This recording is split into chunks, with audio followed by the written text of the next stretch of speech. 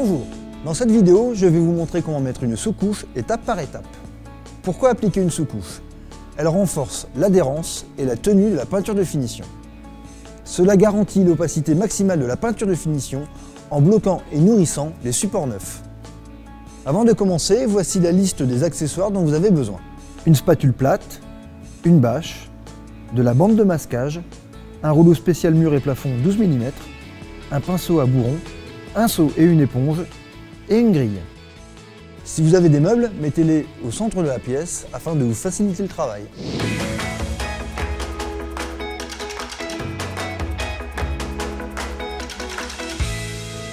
Je commence par poser la bâche sur le sol.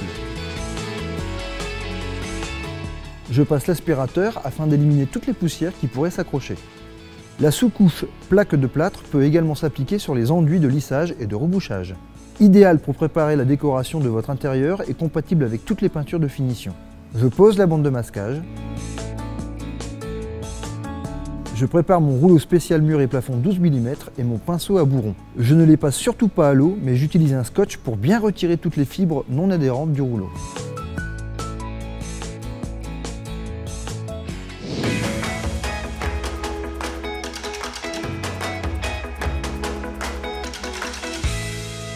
Nous allons donc maintenant appliquer la sous-couche. Avant tout, je mélange bien la peinture avec une spatule plate.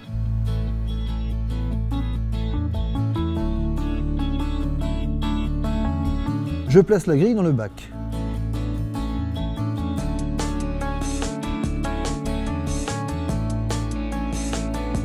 J'imbibe mon rouleau ou mon pinceau, puis j'essore un minimum sur la grille pour éviter les coulures. Un petit conseil, avant de peindre votre support, passez votre rouleau sur le carton afin qu'il soit imprégné de manière homogène. J'attaque dans l'ordre, je commence d'abord par le plafond, puis les murs. Pour peindre mon plafond, je démarre par la partie la plus proche de la lumière naturelle. Puis, je continue par carrés de 1 m sur 1 m en commençant par la partie non peinte pour finir en douceur sur la partie peinte. On applique sur la largeur du plafond et non la longueur. Cela évite les traces de reprise. Je finis en lissant en direction de la lumière naturelle.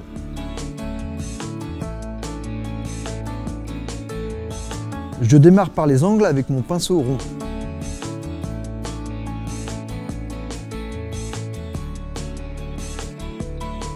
Et immédiatement, j'enchaîne avec mon rouleau afin que la peinture appliquée avec le pinceau et avec le rouleau sèche en même temps. Si je suis gaucher, je commence à gauche. Et si je suis droitier, c'est l'inverse. Cela me permet de poser ma main sur le plafond ou sur le mur et de peindre plus rapidement.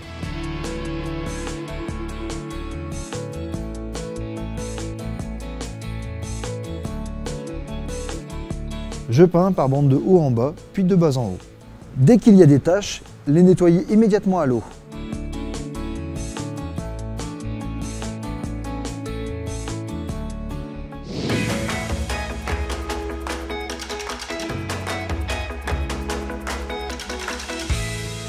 Voilà, la sous-couche est terminée, les murs sont prêts pour la peinture de finition. Un dernier petit effort, retirez les bandes de masquage avant que la peinture ne sèche, sinon vous risquez d'arracher la peinture. Pour réutiliser votre rouleau et votre pinceau plus tard, il est inutile de les nettoyer. Imprégnez généreusement de peinture et les mettre dans un sac plastique ou film plastique en chassant l'air. Pour faciliter le nettoyage des outils, bien retirer toute la peinture présente dans le rouleau avec le dos d'un couteau ou avec une spatule. Vous serez surpris de la quantité de peinture que vous allez récupérer.